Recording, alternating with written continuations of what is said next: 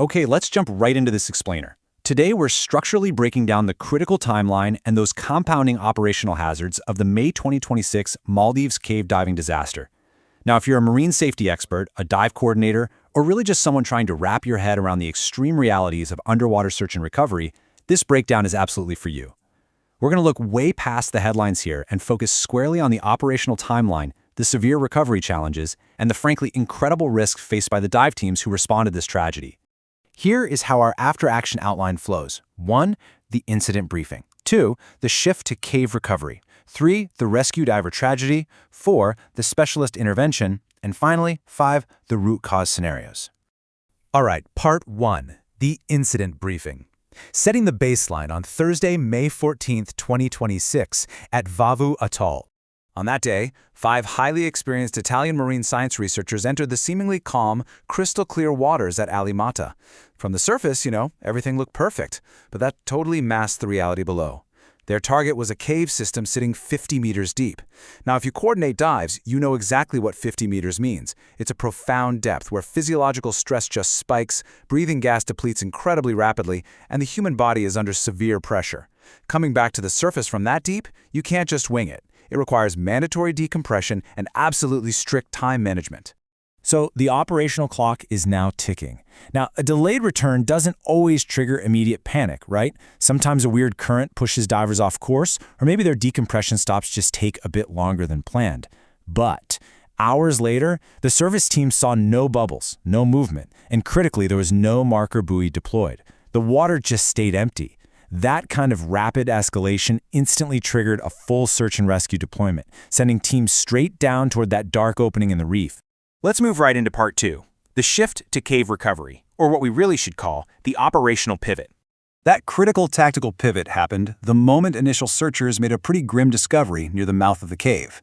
They found the body of Gianluca Benedetti. Finding him there essentially confirmed the remaining 4 divers were trapped much deeper inside. And man, that completely flips the risk profile upside down. Think about it. An open water search allows for a wide grid, relatively standard risk, and if things go south, you have an immediate upward escape route. But a deep cave recovery, that grid is painfully narrow, the risk is completely extreme, and you're dealing with a restricted solid rock ceiling right above your head. You can't just bail out and swim up.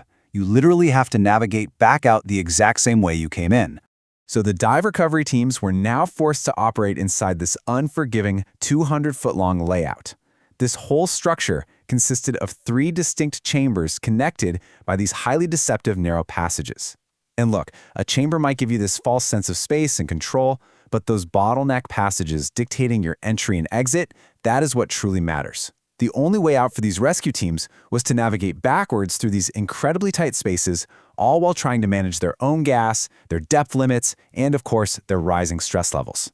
Which brings us to part 3, the rescue diver tragedy, and the reality of compounding risk. It was right here that the command team learned the hard way that this specific environment was actively lethal, even to highly trained rescuers. Mohammed Shudi, a military diver with the Maldives National Defense Force, tragically lost his life trying to recover those victims. Mohammed wasn't just a guy that called in. He was deeply involved in the planning. He had actually briefed the president on the operation. He knew the extreme risks better than anyone, yet he still went down into the dark to bring those researchers back home. In deep search and recovery, we all know the environmental threat follows the diver all the way back up to the surface. Mohammed suffered fatal decompression sickness. When you are pushing the absolute limits of depth and time during a high-stress recovery, the human body simply cannot clear those dissolved gases fast enough. And despite aggressive medical intervention and a frantic rush to a hospital in Mali, he didn't make it. That devastating loss, it literally changed everything about this operation. Moving to part 4, specialist intervention and a much-needed tactical reset. Following Mohammed's death, command made the completely correct call. They realized raw courage just wasn't sufficient anymore, and they ordered a full tactical halt. I mean, yes, families were waiting, but if the teams kept pushing without a safer plan, that cave was absolutely going to take more lives. So on May 18th, 3 Finnish cave diving specialists arrived in the Maldives to reset the mission. They brought exact planning, highly controlled movement, and highly specialized overhead environment protocols to a site that had already claimed 6 lives. Their job wasn't to dive faster, it was to rebuild the entire operation from scratch, basing it entirely around the unforgiving limits of the cave itself. By working strictly, and I mean strictly, within the limits of time, gas, and depth, this specialist team methodically pushed forward. Every single move was highly controlled to prevent another tragedy. And ultimately, they succeeded. They located the remaining 4 victims, Monica Monte Falconei, Georgia Samal, Muriel Odanino, and Federica Gualieri. They were found deep within the cave's 3rd and largest chamber.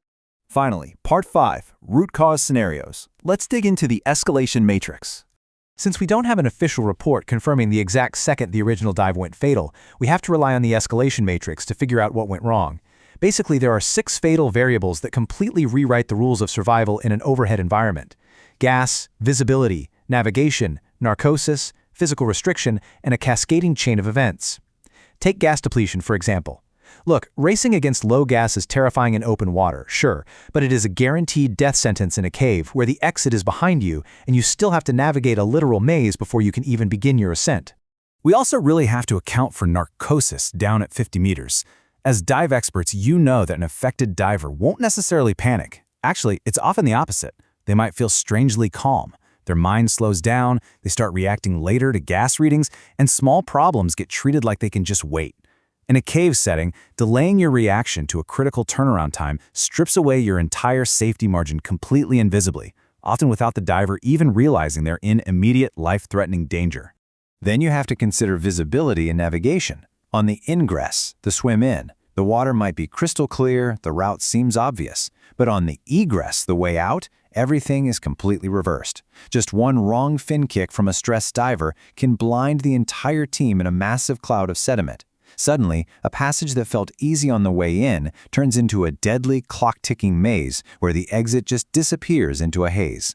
And this all brings us to the chain of events reality, which, honestly, is often the most frightening aspect of cave diving, because it's rarely one massive failure, is it? It's usually step 1. A diver stays just slightly too long. Step 2. Someone breathes a little harder, depleting gas faster. Step 3. A piece of equipment snags in a narrow restriction, delaying the team. And by step 4, that crucial, invisible window for a safe exit has permanently closed. The margin just vanishes, one tiny piece at a time.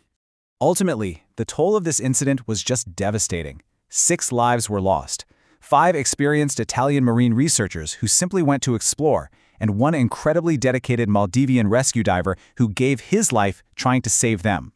As we wrap up this operational breakdown, I want to leave you with a really stark dilemma. It's a question that every dive coordinator, every safety expert, and every rescue command center must eventually face. When the environment is actively lethal, where exactly is the line between a necessary recovery for waiting families and an unacceptable operational risk that might claim the lives of the rescuers themselves? It's a heavy thought, for sure, but an essential one to ensure we keep learning from the depths. Thank you so much for joining me for this analysis. Keep learning, and please, stay safe out there.